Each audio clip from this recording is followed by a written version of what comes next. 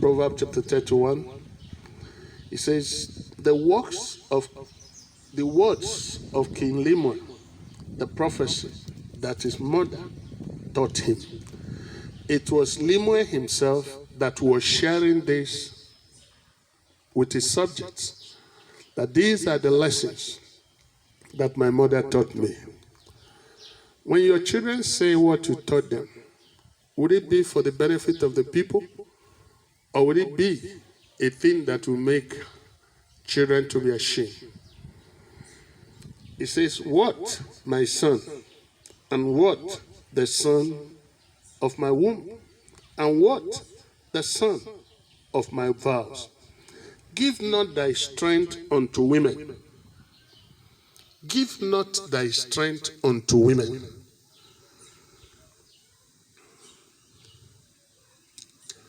Nor thy ways to that which destroyeth kings.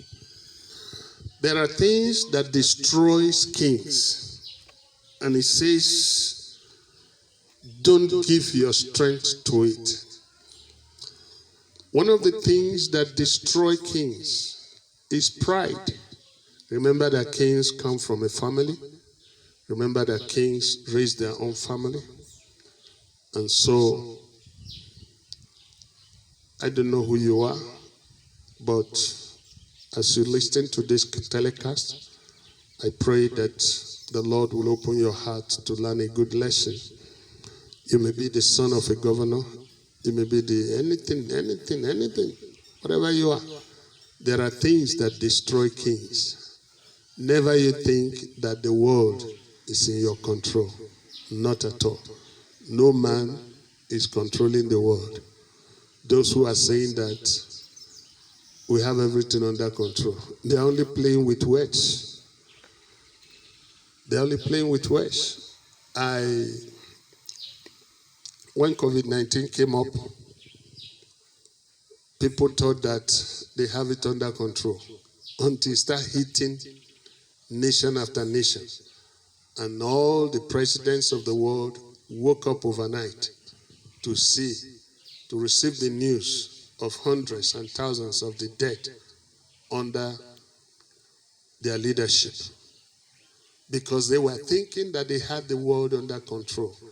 They believed so much in science, they thought that the science were having the world under control. But they discovered that nobody had it under control. Back home here in Nigeria, our government officials, health ministers, and so forth and so on, they keep on telling us we're on top of it, we're on top of it. When Corona came on top of them and on top of Nigeria, they had no answer. But all along, when you interview them, you hear them say, we're on top of it, we're on top of it. Now, their cry is that we have no ventilator and we have no kits, we have no this, we have no that. These are people who have been telling us we're on top of it, we're on top of it. So, these are things that destroy kings. That's what I'm saying. These are things that destroy leaders. Don't speak so proudly, so arrogantly. Don't speak so in such a way that it appears that you are the master of events when you are not. The issues of the world need to be handled with such a wise counsel. That's what I'm saying. And that is what Lemuel's mother taught him. Say, don't give yourself. Say, no, give yourself to the things that destroyed kings. Just because you're a king does not make you indestructible. Just because you're a president of any country in the world, be it America, be it Russia, be it Iran, be it Yemen, be it Afghanistan, be it Pakistan, be it India, just because you're a president does not make you indestructible. You only have one breath. One breath.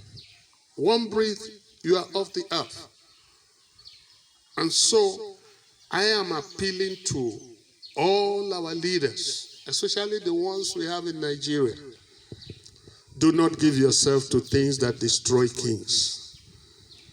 Beginning with, he said, don't give your strength to women. nor things that destroy kings. Because you are a king does not make you to be secured. Once in this nation, we have a leader called Abacha. Was a military man to the core, surrounded himself with all manner of security. But the day he died, nobody shot him a gun. Nobody attacked him. The breath was just seized and he went. And there have been so many other leaders like that. So there are things that destroy leaders, which I tell you, don't get involved. Don't get involved. Especially those of you who are rising up against churches, here and there, persecuting churches, attacking churches. Church becomes your first target when you become a leader. Closing church left, right, and center. My dear, it's part of the things that will bring your downfall. It is part of it. Don't, because you have not fallen down does not mean you are not going to fall. We had a political leader in this nation that at the time, he was throwing Bibles into the sea. By name Abiola, he was throwing Bibles into the sea, doing all manner of things because power was in his hand. He had friends who were in power. All the Bibles and Christian books that were coming from abroad to Nigeria, all were thrown into the sea. And God was looking at him, but the church continued until such a time when he thought that his glory has come. That was the time that God struck. And the moment God struck, that was the end. There are things that destroy leaders. That's just what I'm telling you. There are things that just destroy leaders. And you as a leader, one of it I'm telling you is that don't set yourself against the Almighty. Even if you don't understand Christianity because you belong to the other religion, respect Christianity. Respect the church. Respect the church, just as the church is respecting other religions, so that you do not bring yourself under God's judgment. And so, Limwe said, give not, yes, these were lessons that his mother taught him. Give not thy strength unto women, nor thy ways to that which destroyeth kings. It is not for kings, O Limwe. It's not for kings to drink wine, nor for princes strong drink. You know, in leadership, whether president, governors, especially these two, president, governors, in leadership there is party, or there are parties all the time, every day. Every day, even this one that coronavirus is ravaging nations, when you get to the palace, when you get to the presidential lodge or places where kings live, places where governors stay, and there are parties going on. They may space themselves here and there, but there's always one merriment or the other going on.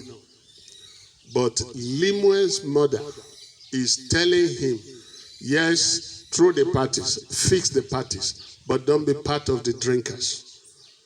Throw the parties, but do not be a partaker. It is not for kings to drink wine, nor princes strong drink. Why? Limwe continued to tell us what his mother told him. He says, verse 5, lest they drink and forget the law, and pervert the judgment of any of the afflicted. You see, the king is a custodian of the people's right. The king is a custodian of the people's law.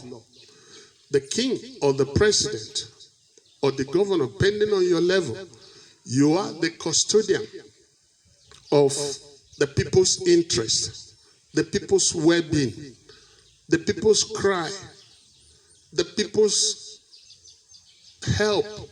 Whatever the people need, they must cry to their king for it. They must cry to their president for it. Today, Americans are crying to Mr. Trump. The British people are crying to Boris Johnson. The Germans are crying to their own.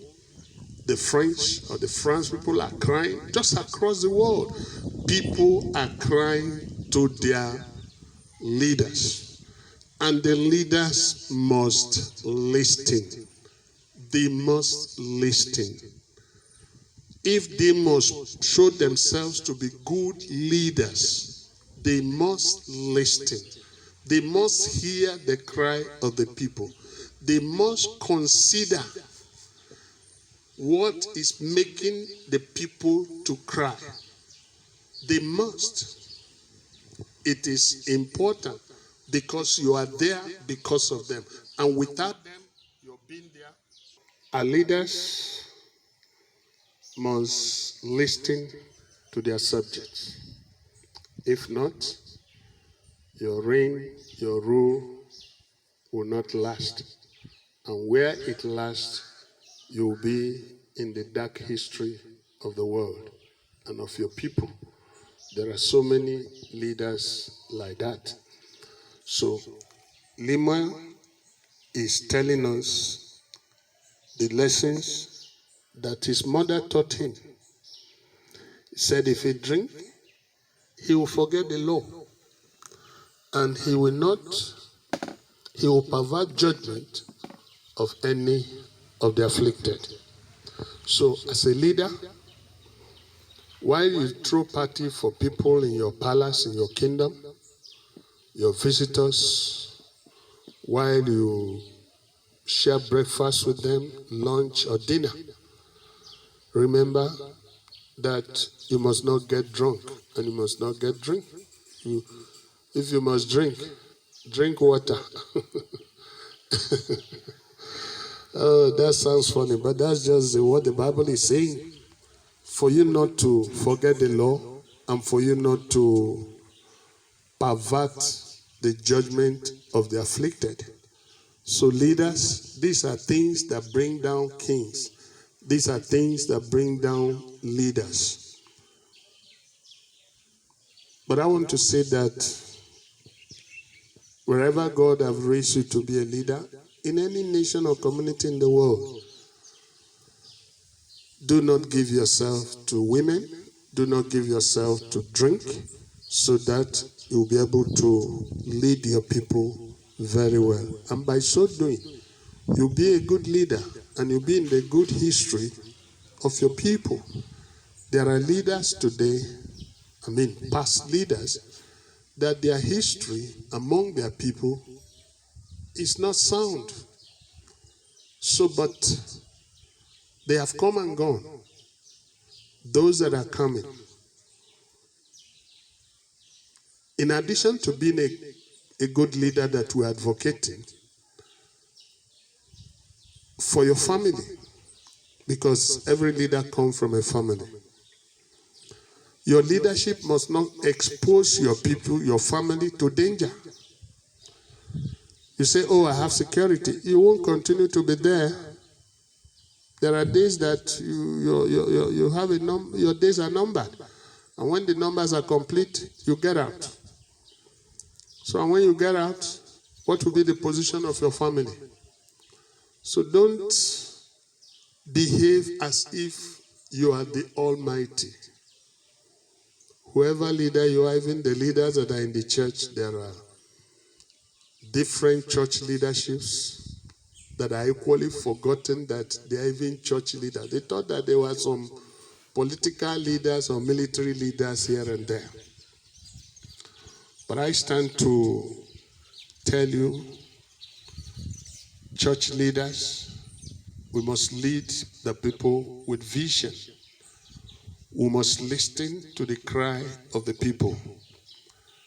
We are the custodians and the preachers and interpreters of the Word of God. Remember Rehoboam. Remember Jeroboam. Even remember Solomon. The kingdom of Solomon, if it has not been God, that kingdom will have ended. But because of David, 2 tribes were given to him, because the activities of Solomon was not pleasing to God.